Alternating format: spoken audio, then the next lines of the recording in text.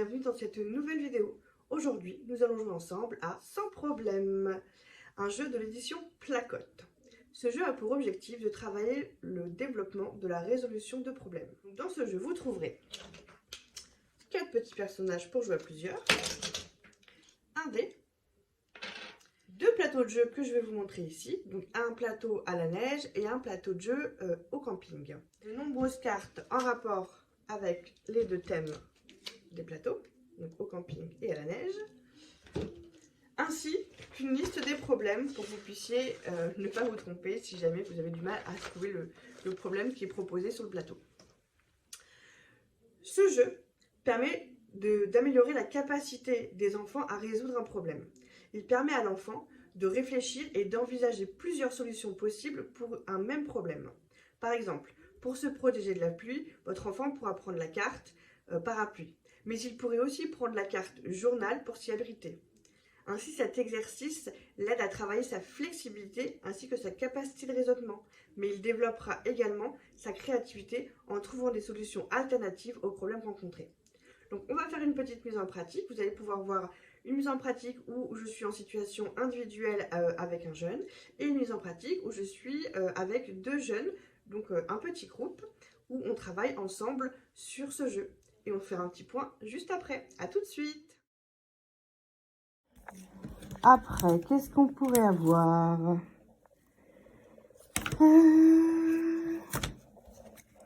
Tiens, tu essayes celui-ci?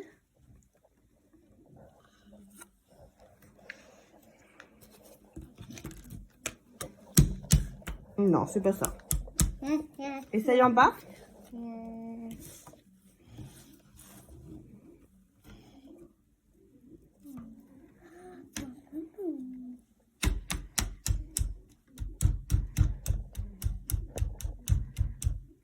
Très bien.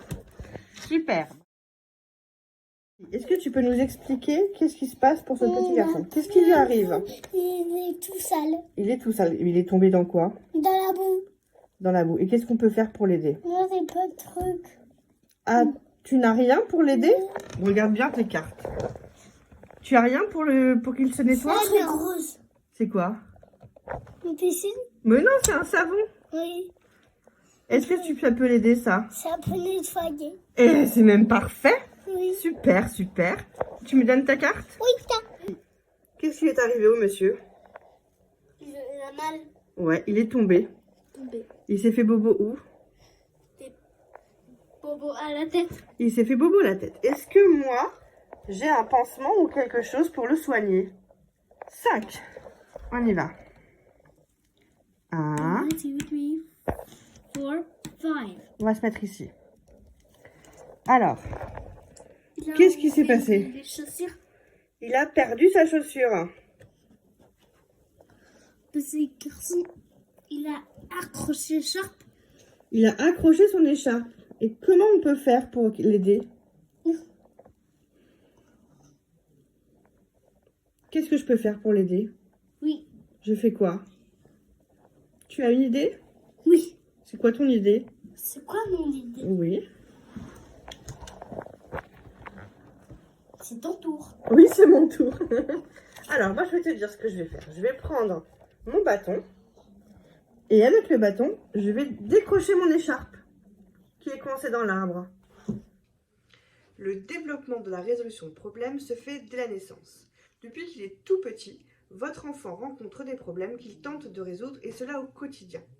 Au début, il procède par essai-erreur. Il tente une action et il voit ce que ça donne. Nous avions déjà observé le mécanisme essai-erreur lors d'une précédente vidéo. En grandissant, l'enfant développe ses capacités de raisonnement et peut s'en servir. Pour vous donner un exemple, ma seconde fille, à l'âge de 14 mois, pouvait tirer une malle qui était sous la table basse pour s'en faire un petit escalier et ainsi monter sur la table. Dans le jeu, l'utilisation des cartes permet à l'enfant de visualiser les solutions possibles, puisque ce n'est que plus tard que l'enfant parvient à s'imaginer les objets sans les voir directement. Lorsque votre enfant essaie de trouver une solution à un problème, il fait ce qu'on appelle une inférence, c'est-à-dire qu'il déduit une information nouvelle, qui sera la solution, à partir d'une information existante. Les inférences sont utiles dans d'autres situations comme la compréhension des émotions par exemple. Pour vous donner un exemple, si on casse mon jouet, alors je vais être triste. Ou comme l'exemple que j'ai cité tout à l'heure, ma fille, elle veut monter sur la table, donc elle déplace la malle. Rappelons les objectifs que j'avais ciblés avec ce jeu.